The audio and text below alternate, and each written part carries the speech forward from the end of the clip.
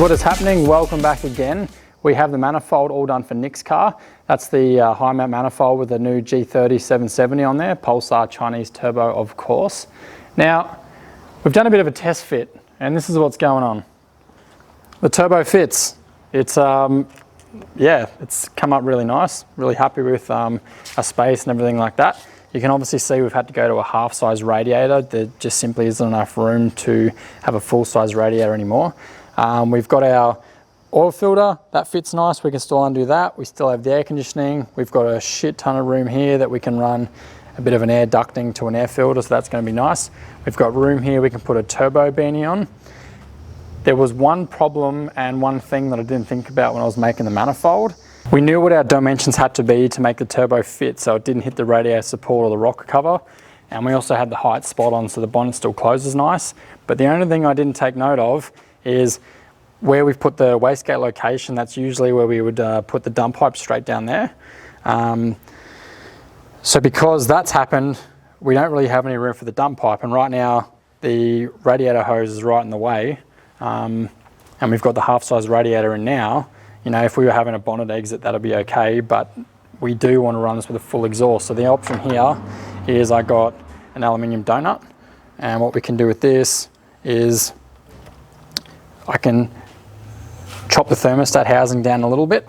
So that way, chop it down a little bit, weld that on there, and we can reroute this around and make it back up to here, and then we can find a new route for that dump pipe to go.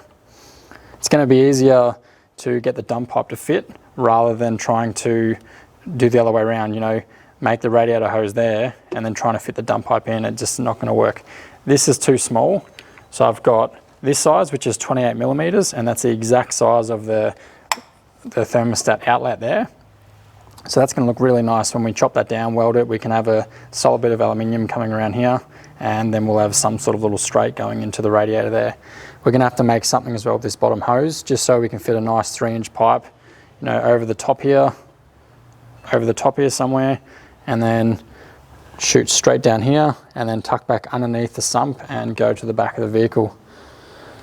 This, of course, we made this wastegate so we could have it either a bonnet exit or we could spin it around like this and point it down.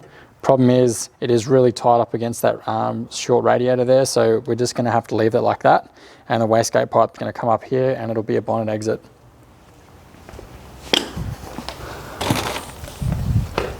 The Pulsar turbo came with a V-band flange as well, which goes on the back of the turbo. And with this stainless Mandrel 90 that we have, I want to have this now so we can either have it poking straight out of the bonnet like this, or we can turn it around and connect it to the exhaust and go out of the car. That's going to be really cool. So this is going to come along really nicely. I mean, I can't get over how big this actually looks when it's in the engine bay. Stupid size. It probably is still way too big, but don't forget, we do have nitrous, and we could turn this up to, you know, 150 or 200 shot if we need to get it on boost. But this is going to be a fantastic max horsepower test, like a bit of a dyno queen. It's probably going to be pretty crap on the street to drive, but you don't know unless you try, so this is going to be good. I've also ordered a heap of oil fittings as well. I don't know if I want to go like right angle off here to Teflon hose down to where the oil pressure switch sits, because I'm worried that it's going to rub on the exhaust, you know, might melt through the hose or something like that. So I've ordered that, and I've also ordered, it's like a brake line style steel fitting that'll screw in underneath where this fitting goes, and that goes straight to a stainless steel hard line. You know, then we run that around the back of the rehousing here, down there somewhere, and then we can have the oil restrictor coming out of the block. So that way, you can still run an oil restrictor. It's a stainless steel pipe. It's never going to rubber melt through, and that's probably going to look really cool once we got, you know, the ceramic coating done on the manifold and the rehousing. Should look pretty trick.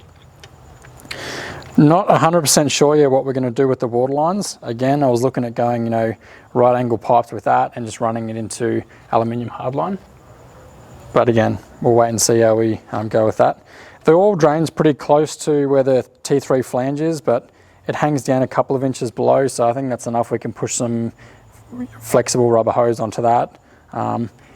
It's that high heat, you know, oil resistant hose. We can push that on there with a hose clamp. I think that's going to be fine. But otherwise, this is coming together really nice.